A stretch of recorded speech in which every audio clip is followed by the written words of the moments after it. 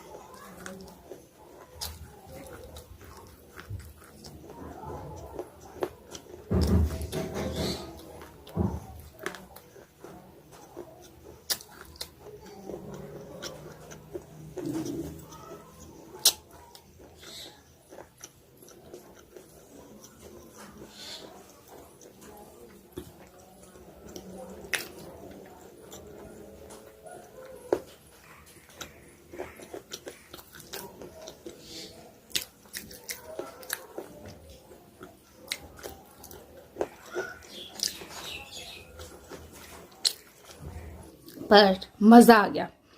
मिलते हैं next video के साथ, नेक्स्ट फ्रेंड के साथ। Okay bye. कि ये देखकर उसे अपनी लिटिल गोल्ड फिश याद आ रही थी, जो कि हमेशा बादलों के गरजने पर इसी तरह से डर जाया करती थी। लेकिन वो सोचने लगता कि ये तो एक बॉय है। उसने गोल्ड फिश जार में भी रखी हुई थी और वो अक्सर उससे बातें भी किया करता था। वो यही सोचने लगता कि मुझे पता नहीं क्यों एक लड़के की तरफ क्यों अट्रैक्शन हो रही है। ये सोचकर वो एक साइकेट्रिस्ट के पास चला जाता है और उससे यही डिस्कशन करना चाहता था कि पहले तो ऐसा कभी नहीं हुआ था, लेकिन अब ऐसा क्यों हो रहा है कि मुझे एक लड़का अच्छा लगता है। अब ये सुनते ही जो डॉक्टर थोड़ा दूसरी टाइप का था वो खुश हो जाता है और कहता है कि मिस्टर हैंडसम, क्या तुम्हें मुझ में भी कोई अट्रैक्शन फील हो रही है। और ये सुनते ही शनचू तो वहाँ से बाहर की दौड़ लगा देता है। और बस ये सुनते ही शनचू अपनी इज्जत बचाकर वहाँ से दौड़ने की करता है। लेकिन उसी हॉस्पिटल में हमें दिखाते हैं कि ली भी खड़ी हुई है और उसकी किसी से लड़ाई हो रही थी, क्योंकि किसी पेशेंट ने उसकी ग्रैंडमा से बदतमीजी की थी। अब जैसे ही वो पेशेंट ली पर हाथ उठाने वाला था तो उसी समय शनचू वहाँ पहुँच जाता है और उसका हाथ पकड़कर तोड़ मरोड़ देता है, जो कि उसके पर्सनल असिस्टेंट पर उठने वाला था। और उसके साथ ही जैसे उसे पता चलता है कि ली की ग्रैंडमा यहाँ पर बीमार है तो वो कहता है कि इनके लिए एक VIP रूम अरेंज करना अब मेरी जिम्मेदारी है। यहाँ पर उनके लिए रूम का तो अरेंज हो गया था। ये सुनते ही ली इतनी खुश हो जाती है कि फौरन ही उसे हक कर लेती है और उसका थैंक्स कर रही थी। यहाँ पर शनचू को उसका इस तरह से हक करना बहुत अच्छा लगता है, लेकिन साथ ही साथ वो परेशान भी हो रहा था कि एक लड़के के लिए मैं ऐसा क्यों फील कर रहा हूँ। अब नेक्स्ट डे ली भी उसके लिए एक गिफ्ट लेकर आता है। वो उसके लिए एक फोन केसिंग लेकर आया था और वो उससे कहता है, वो उसके लिए एक फोन केसिंग लेकर आई थी और उससे कहती है कि अगर आपको ब्लू पसंद है तो ये रख ले, नहीं तो पिंक। अब ऑफ कोर्स शनचू ने तो ब्लू ही पसंद किया था और वो तुरंत ही अपने फोन का पुराना कवर उतार कर ली का दिया हुआ गिफ्ट उस पर लगा लेता है। जबकि ली जब बाहर जा रही थी तो उसके हाथ में पिंक वाली केसिंग थी और बाई ये देखती है तो उसे शक होने लगता है कि जैसे इन दोनों के बीच कुछ तो गड़बड़ है। तभी तो इन दोनों ने फोन के मैचिंग कवर्स भी रखे हुए हैं। वो अंदर जाती है और जाते ही वो चिल्लाने लगती है और कहती है शन को कि देखो लिटिल गोल्ड फिश, वो लड़की अब तुम्हें कभी भी नहीं मिलने वाली। बचपन की बातें तुम भूल जाओ। और जहाँ तक इसका ताल्लुक है, ली तो एक लड़का है। इन दी एंड तुम्हें मुझसे ही शादी करनी होगी, इसलिए आज ये एक्सेप्ट कर लो तो ज्यादा बेहतर होगा।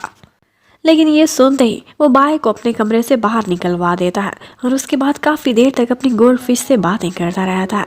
वहीं पर उसकी आंख भी लग गई थी। यहाँ पर उसके पास आकर ली बैठ जाती है जो उसी फिश को देखे जा रही थी। शन तो सो चुका था तो वो उस जार को उठाती है और उसको उसकी अपनी प्लेस पर रखने वाली थी कि पीछे से शन उसको एक आवाज देता है। ये सुनते ही वो एकदम डर गई थी। उसके हाथ से वो जार छूट जाता है।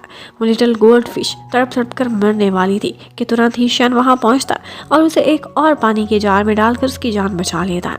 लेकिन यहाँ पर उसे ली पर बहुत गुस्सा आया था।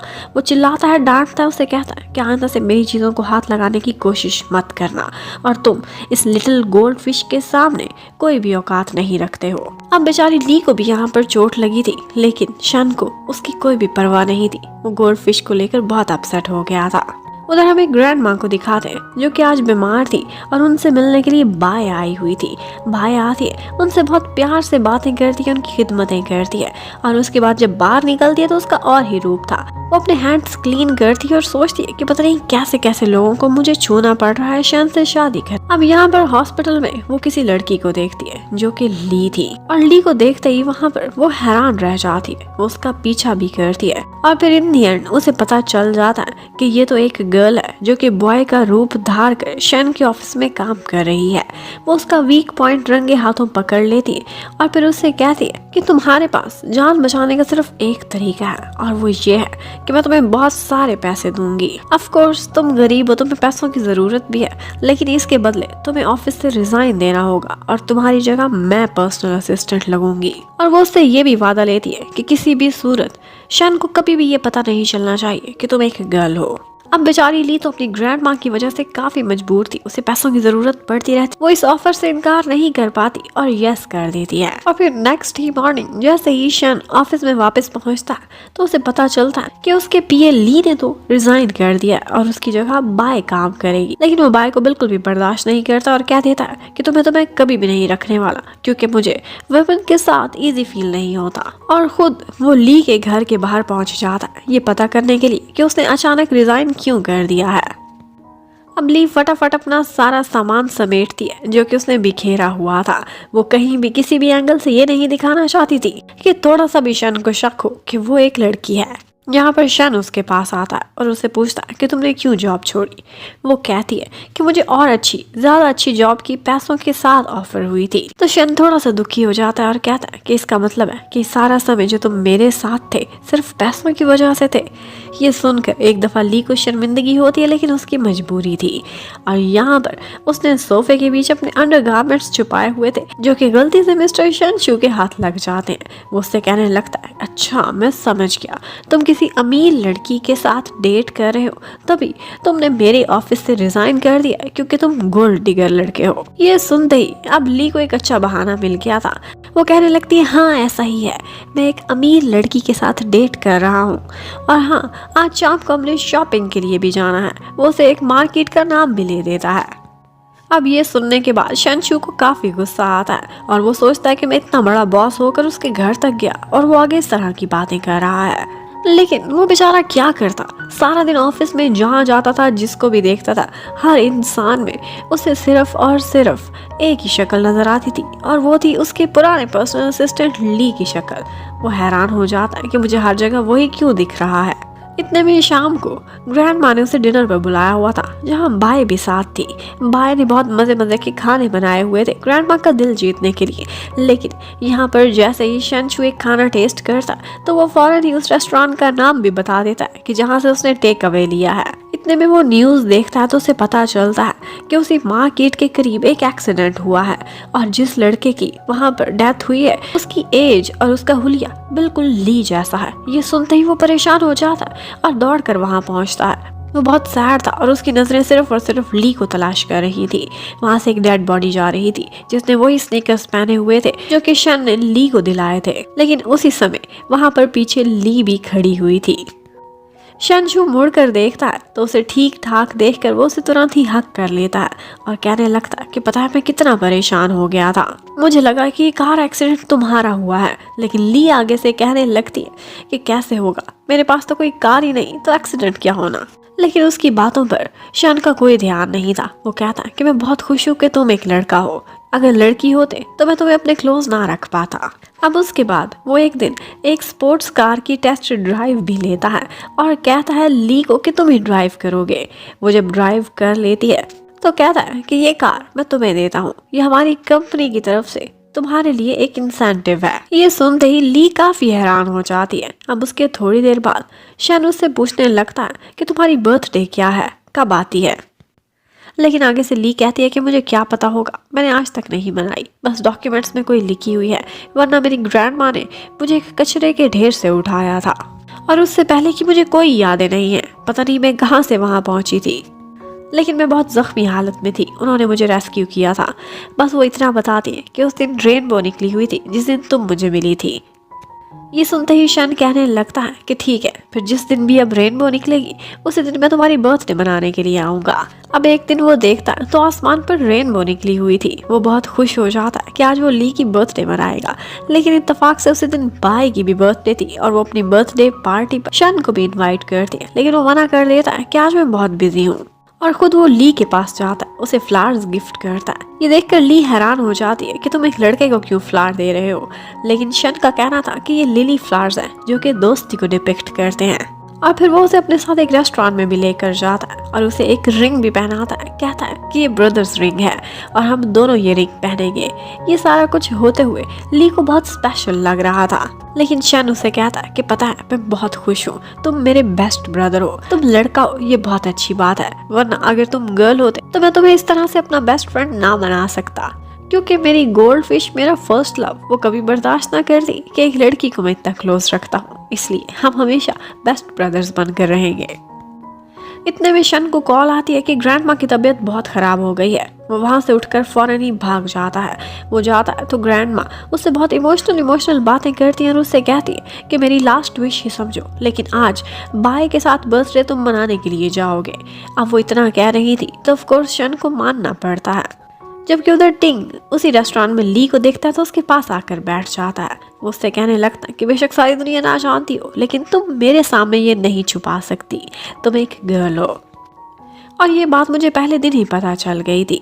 ये सुनते ही ली हैरान रह जाती, लेकिन वो खुश थी कि किसी के सामने उसे एक्टिंग नहीं करनी पड़ेगी। अब यहाँ से टिंग उसे आगे एक जगह पर लेकर जाता है जहाँ पर एक पार्टी चल रही थी, और वो पार्टी थी एक्चुअली बाय की बर्थडे की। यहाँ पर शन और बाय दोनों इकट्ठे आए हुए थे। उनको देखकर ली का मूड बहुत खराब हो जाता है कि ये लड़का मुझसे तो झूठ बोल रहा था कि दादी माँ बीमार है और अब इसके साथ फिर रहा है। ये देखकर कहीं ना कहीं ली को काफी जेलसी हो रही थी। अब टिंग उसे अपने साथ गेटअप वाले रूम में लेकर जाता है। वो डिफरेंट गेटअप्स करती और इन दी एंड वो एक बहुत ही सुंदर सी लड़की बनकर बाहर आई थी अपना मेकअप करके। लेकिन वो कहती है इस तरह से मैं तुम्हारे साथ बाहर नहीं जा सकती क्योंकि मुझे शन पहचान लेगा। तो टिंग उसे एक मास्क से उसका फेस कवर करने को बोल देता है। अब वो टिंग की डांसिंग पार्टनर बनकर वहां पहुंच आई थी। यहाँ पर वो शन के सामने खड़ी थी, लेकिन वो उसे पहचान नहीं पाता। यहाँ पर सारे लोग डांस कर रहे थे। जब पार्टनर्स चेंज होते हैं तो उसी टाइम पर शन का और ली का भी आमना सामना होता है। शन को पता नहीं क्यों लग रहा था कि वो इस लड़की को बहुत अच्छे से जानता है, लेकिन यहाँ पर ली अपने आप को बचाकर वहां से भाग जाती है। लेकिन जब वो जा रही थी तो उसका मास्क गिरा था और भाई ने उसे पहचान लिया था।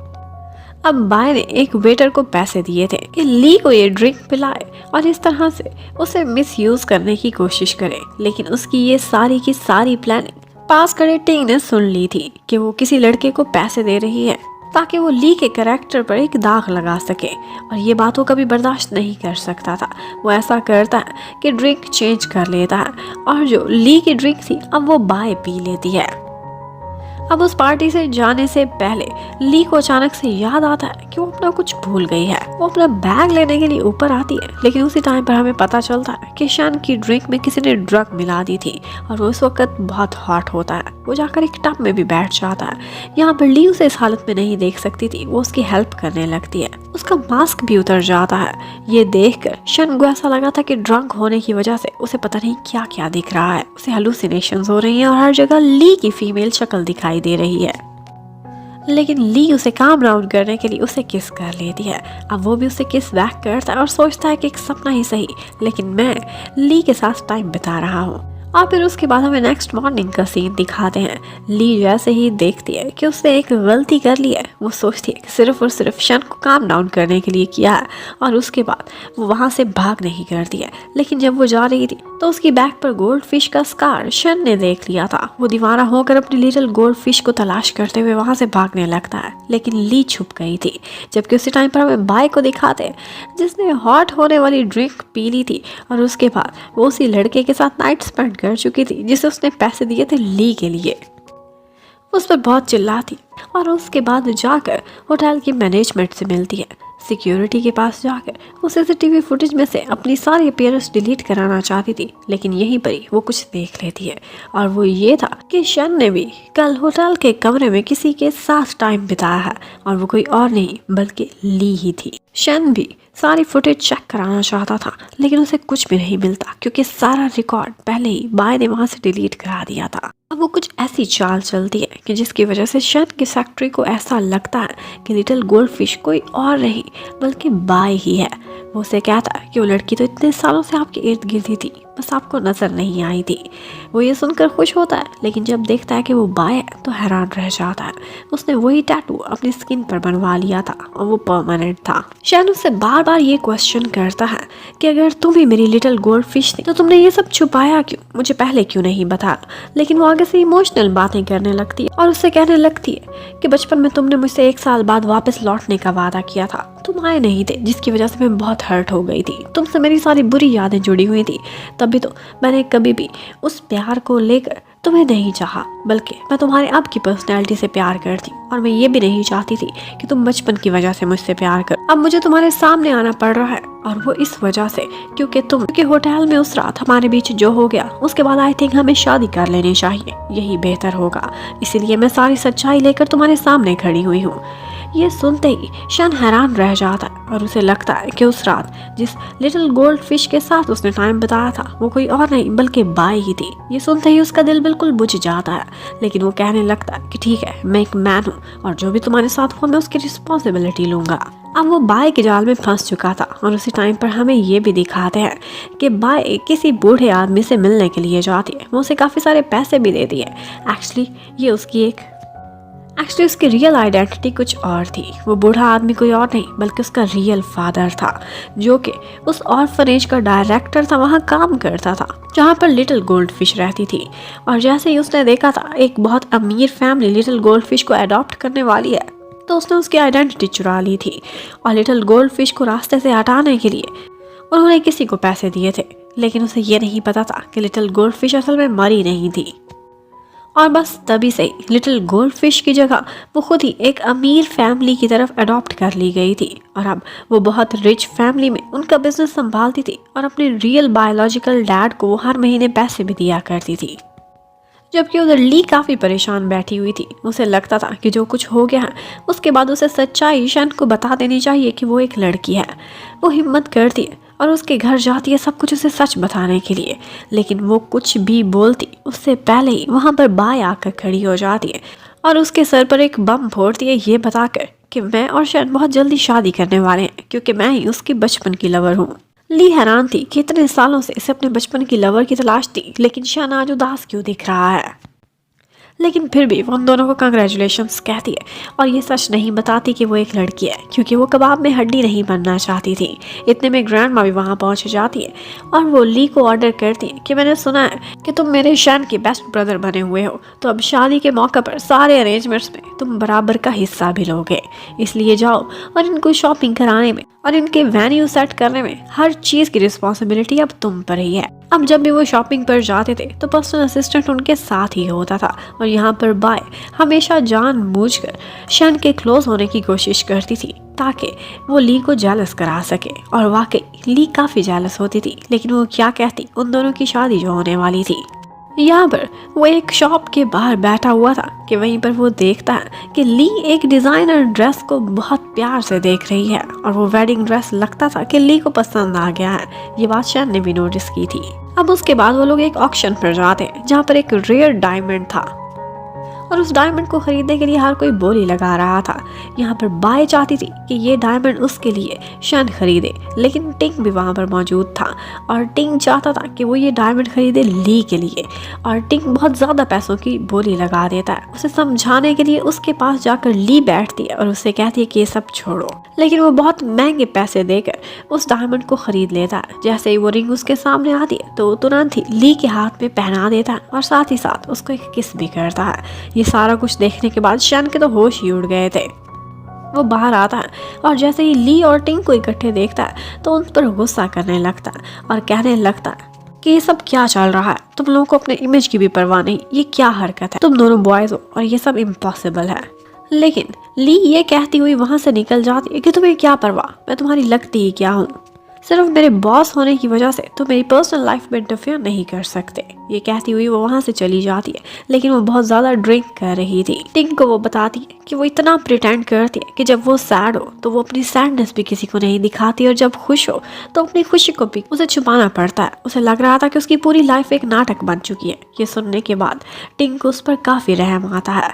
टिंग उसे बताता है कि एक्चुअली मुझे अपने इमेज की किसी चीज़ की कोई परवाह नहीं, क्योंकि सुपर मॉडल मैं सिर्फ अपने शौक की वजह से बना हूँ, वरना पैसे की मेरे पास कोई कमी नहीं है। एक्चुअली वो एक बहुत बड़ी फैमिली से बिलोंग करता था और इवेंचुअली उसने अपना बिजनेस ही संभालना था। वो कहने लगता है कि इसलिए जो मेरा मन कहता है मैं वो कर डालता हूँ बिना कॉन्सिक्वेंसेस के बारे में सोचे हुए। उधर हमें दिखाते हैं कि बाय को अपने डैड के थ्रू एक बात पता चलती है और वो ये थी कि लिटिल गोल्डफिश अभी भी जिंदा है और वो लड़की कौन है वो सबूतों के साथ आए थे। ये देखते ही उसे बहुत गुस्सा आता है कि वो लड़की कोई और नहीं बल्कि ली ही है। वो सोचने लगती है कि आखिर ये लड़की मेरी लाइफ में इतना इंटरफेयर क्यों कर रही है।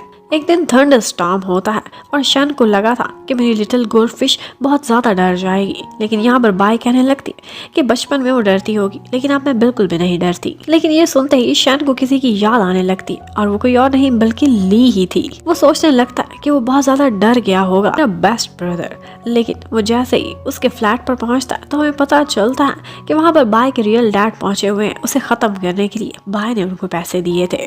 शन जब बार बार डोर बेल बजा रहा था तो अंकल उसे कहते हैं कि दरवाज़ा खोलो और कोई भी बहाना करके इसे यहाँ से भगाओ। यहाँ पर ली इशारों इशारों में उसे बता देती है कि मेरे पास खतरा है और शन भी ये बात नोटिस कर जाता है। वो मुड़ता है और उसका दरवाजा तोड़कर उसकी जान बचा लेता है, लेकिन इन दी एंड वो अंकल वहाँ से जाते जाते उसके सिर पर कोई चीज़ फोड़कर उसे जख्मी करके वहाँ से भाग जाते हैं। लेकिन जाने से पहले ली को भी पता चल गया था और उसके साथ साथ शन को भी कि वो अंकल कोई और नहीं बल्कि ऑर्फनेज के डायरेक्टर थे। अब जैसे ही शन होश में आता है तो ली उसका हाथ पकड़कर उससे कहती है कि मैं तुम्हारे लिए बहुत परेशान हूँ, और साथ ही ये सच भी बोल देती है कि मैं एक लड़की हूँ। मैं डर के मारे ये सब नहीं बता रही थी कि इस तरह से तुम मुझे अपना बेस्ट फ्रेंड भी कभी नहीं बनाओगे, और वैसे भी तुम्हारी शादी तो तुम्हारे बचपन की लवर गोल्ड फिश से हो रही है। लेकिन ये सुनते ही शन कहता कि मैं तुम्हारी खातिर कुछ भी कर सकता हूँ, क्योंकि पता नहीं क्यों बिना किसी जेंडर के बारे में सोचे मेरा मन करता है कि मैं तुम्हारे साथ रहूं। और इतने में ऊपर से बाय पहुंच आती है। शन तुरंत ही उससे कहता है कि तुम समझो कि हमारी वेडिंग कैंसिल हो गई है। ये सुनते ही बाय उससे कहने लगती है वो तो सब सही है, मुझे कोई मतलब नहीं, तुम्हारा जो फैसला है ठीक होगा, लेकिन तुम उसके बारे में तो सोचो कि तुम मेरे बेबी के डैड बनने वाले हो। उस रात जो भी हमारे बीच हुआ उसकी वजह से मैं प्रेग्नेंट हो चुकी हूँ। ये सुनते ही शन बहुत परेशान हो जाता है और ली भी ये सुनते ही वहाँ से चली जाती है, क्योंकि वो अब एक थर्ड व्हील नहीं बनना चाहती थी। जबकि शन टिंग से मिलता है। टिंग के बहुत ज़्यादा लिंक्स थे। वो उससे कहता है कि तुम अब मेरी इस इशू को रिजॉल्व करने में हेल्प करोगे। और उसके बाद फाइनली वेडिंग का डे आ जाता है। पाए बहुत खुश शन के साथ खड़ी हुई थी, लेकिन शन यहाँ पर एक वीडियो चलवाता है जिसमें टिंग ने बाय के रियल डैड को पकड़ा हुआ था और वो कन्फेशन कर रहे थे कि किस तरह से उन्होंने बाय की खातिर इतना कुछ किया है। वो नकली की लिटिल गोल्ड फिश बनी हुई है, जबकि असली वाली लड़की कौन है, और वो ली है जिसे वो 20 मिलियन देकर मरवाना भी चाहती थी। और इसके साथ साथ शन उसका डीएनए टेस्ट भी ले आया था कि इसके रियल डैड कौन है और ये इतने सालों से कैसे नाटक करती आई है।